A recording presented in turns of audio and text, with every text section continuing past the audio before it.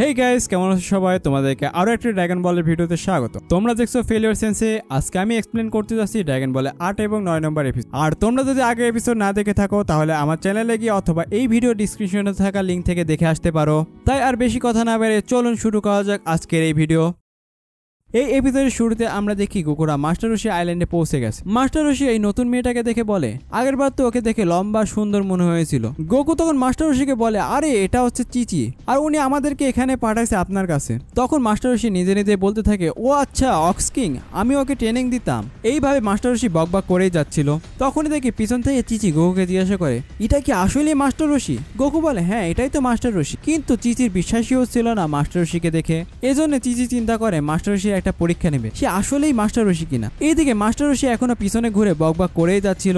চিচি তখন ওর মাথায় থাকা ব্লেডটা মাস্টার রশির দিকে ছুঁড়ে মারে, যেটা গিয়ে সরাসরি মাস্টার রশির টাকলায় ফুটে যায়। চিচি বলতে থাকে, আপনি মাস্টার রশি না, সত্যি করে বলেন আপনি কে? তখন মাস্টার রশি নিজের ভোটার আইডি কার্ড দেখালে চিচির বিশ্বাস হয় এটা আসলেই মাস্টার রশি। তারপর চিচি মাস্টার রশির কাছে মাপছে মাস্টার রশির মাথা থেকে ব্লেডটা বের করে নেয়, আর ভয় পেতে থাকে মাস্টার রশি যেন রাগ না করে ফেলে। কিছুক্ষণ পর মাস্টার রশি বলে, ও তোমরা বেঞ্চ খুঁজছো? হ্যাঁ ওইটা তো আমার কাছে আছে। ওইটা দিয়ে প্রথমবার বাতাস করলে অনেক বাতাস হয়, দ্বিতীয়বার মেঘ চলে আসে, আর তৃতীয়বারে বৃষ্টি চলে আসে ওইটা দিয়ে বাতাস করলে। ওইটা অনেক পাওয়ারফুল, তোমরা ওইটাকে নিয়ে যেতে পারবে না। চিচি মাস্টার রশিকে অনেক রিকোয়েস্ট করে, আমাদের মাউন্টেনে আগুন না নিভলে আমরা প্রাসাদে ঢুকতে পারবো না, প্লিজ আমাদেরকে সাহায্য করেন মাস্টার রশি।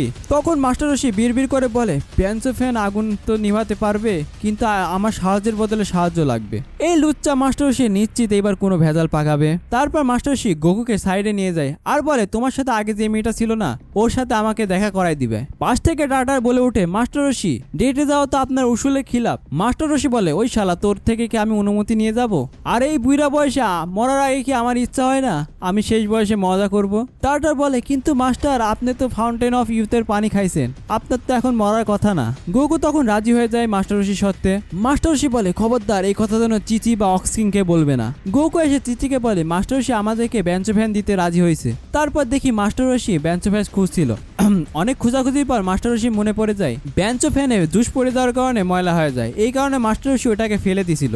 এইটা শুনে চিচি কান্না করতে শুরু করে দেয়, হ্যাঁ হ্যাঁ হ্যাঁ এখন আমার বাপের কি হবে? আসলে ও এটাই বলতেছিল। মাস্টার রশি তখন বলে, আরে কাদা থামাও, এখন তো মনে হচ্ছে আমার নিজে যায় আগুন নিভাতে হবে। গোকু বলে, সত্যি আপনি এটা করতে পারবেন? মাস্টার রশি বলে, এমন কিছু নাই যেটা আমি করতে পারবো না। তারপর দেখি মাস্টার রশি সেজে গুজে বের হয়ে পড়ে। গোকু বলে, আপনি তো ফ্লাইং নিম্বাসে যেতে পারবেন না, তাহলে কিসে যাবেন এখন? তখন দেখি মাস্টার রশি হাসছিল আর ডাক দেয়, বেবি গ্যামেলা।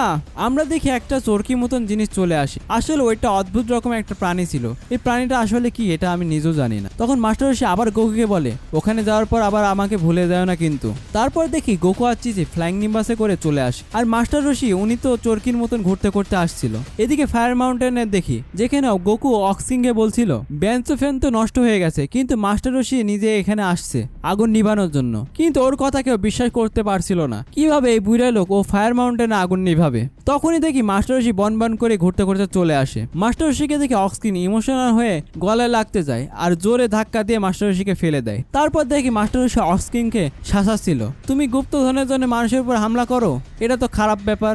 আর অক্সকিন এই জন্য মাস্টার রশির কাছে মাপ চাচ্ছিল।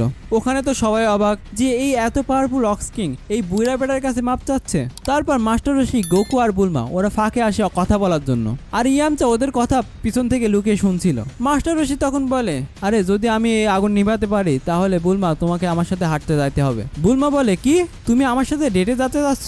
কখনো সম্ভব না এটা। মাস্টার রশি কয়, আমি জানি তুমি আমার রিকোয়েস্ট মানা করবে না। আর আমাদের সহজ সরল গোকু বলে, আরে হাঁটতেই তো যেতে যাচ্ছে, এখানে আবার খারাপ বিষয়। বুলমা তখন ওদের দুজনের উপর চিল্লাতে থাকে। তখন মাস্টার রশি বলে, আচ্ছা থাকো আমি চলে গেলাম। উপায়ন্তর না পেয়ে বুলমা রাজি হয়ে যায় আর বলে, শুধু হাঁটতে যাবো, এর বেশি কিছু হইলে আমার চেয়ে কেউ খারাপ হবে না। তারপর ওরা পিঙ্কি প্রমিস করে নেয়। ওদের ডিল শেষ হওয়ার পর মাস্টার রশি নেমে পড়ে আগুন নিভানোর জন্য। মাস্টার রশি নিজের শার্ট খুলে ফেলে আর আমরা দেখি মাস্টার রশি হ্যাংলা পাতলা বডি। মাস্টার রশি দেয়ালের উপরে উঠতে না পারলে গোকু তখন মাস্টার রশিকে দেয়ালে উঠতে সাহায্য করে। সবাই তখন ভাবছিল এই হ্যাংলা পাতলা বুড়িরা কিভাবে আগুন নিভাবে, কিন্তু অক্সকিনে নিজের মাস্টারের উপর ভরসা ঠিকই ছিল।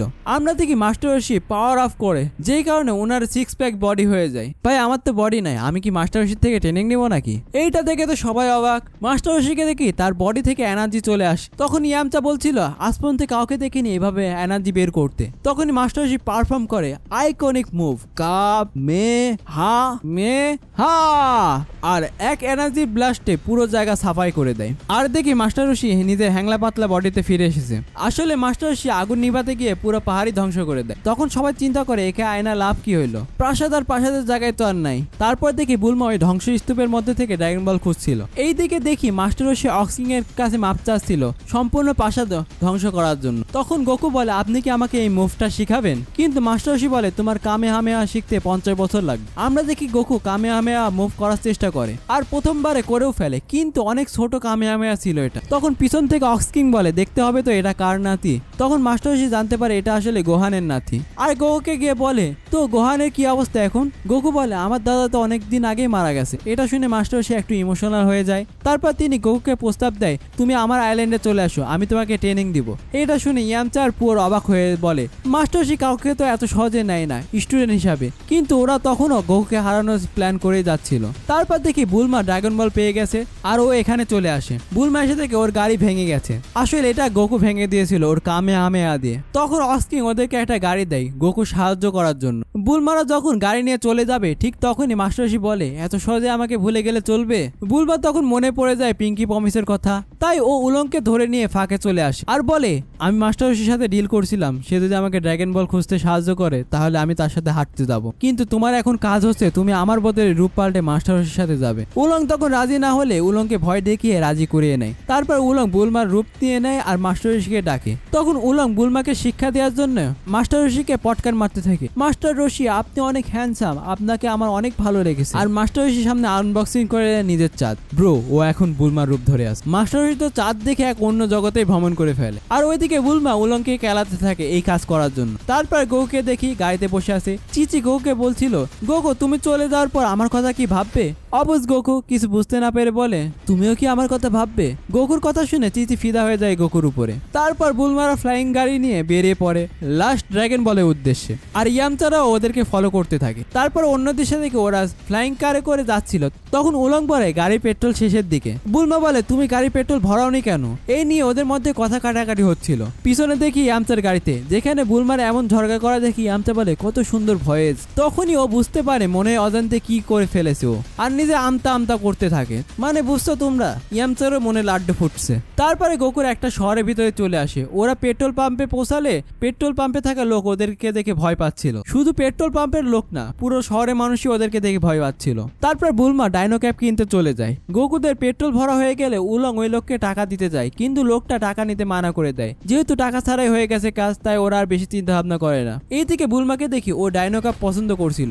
ওই দোকানদার বুলমাকে দেখে খুবই ভয় পাচ্ছিল। বুলমা কয়েকটা ডাইনো কাপ নেওয়ার পরে টাকা দিতে গেলে দোকানদার ওর থেকে টাকা নেয়। দোকানদার ওকে ফ্রিতেই সবগুলো দিয়ে দেয়। বুলমা অত চিন্তা ভাবনা না করে দোকানের বাইরে চলে আসে। দোকানের বাইরে আসতে ওখানকার লোকজন বুলমাকে দেখে আবার ভয় পেতে শুরু করে। তারপর দেখি দুজন মানুষের ছায়া, ওদের মাথায় বুলমার মতো র্যাবিট ক্যাপ ছিল।